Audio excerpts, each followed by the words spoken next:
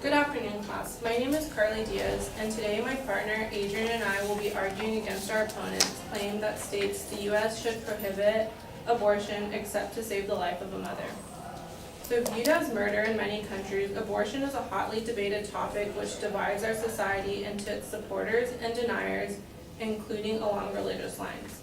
What makes it highly controversial is that on one hand, it's a human's right to terminate a pregnancy in case she feels her child's life is in danger or because her medical condition requires her to do so.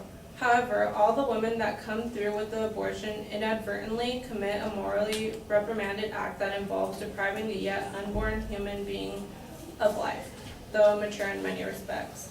The argument my partner and I will be putting forward today is that the banning of abortion doesn't actually help reduce abortion rates, but rather puts the lives of many women in danger, as no one can guarantee their proper treatment and post-operative rehabilitation. The affirmative's first claim states that abortion is immoral and that a mother is blatantly killing this unborn fetus who can feel the pain when a mother is getting an abortion.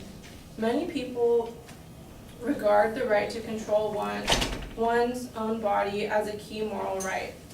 If women are not allowed to abort an unwanted fetus, they are deprived of this right. An important thing to remember about pregnancy is that fetuses are dependent on the pregnant person's body in order to stay alive. And because of an idea called bodily autonomy, we cannot make a person continue a pregnancy when they do not want to.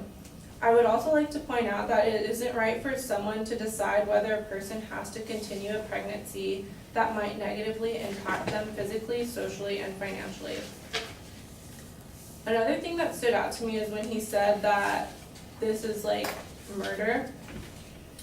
Many doctors and other critics of the law argue that based on the gestational age of the fetus, they're not capable of feeling like any type of pain until the third trimester begins, which is at 27 weeks. And according to the statement from the American College of Obstetricians and Gynecologists, a fetus's brain and nervous system do not have the capacity to process, recognize, or feel any pain. Even then, at 27 weeks, it is unlikely that the fetus feels anything because yes, there is nerve existence, but these anatomical structures have to be functional.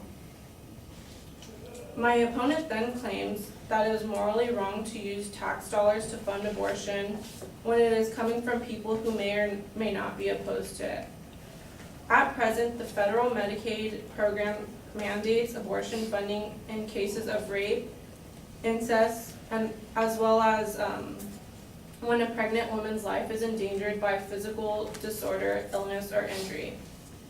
Taxpayer dollars are used to enable poor women to access the same medical services as rich women, and abortion is one of these services. Funding abortion is no different from funding a war in the Mideast. For those who are opposed, repealing something like this is not only discriminatory but harmful to a woman's health. In summary, women need free access to abortion in order to achieve full political, social, and economic equality with men.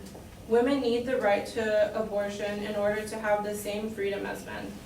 Women need the right to abortion to have full rights over their own bodies, including the right to decide whether or not to carry the fetus at birth. Without this right, they do not have the same moral status as men. There are several reasons as to why a woman might want to have an abortion, and the decision is solely up to her because it is her body, therefore it's her choice.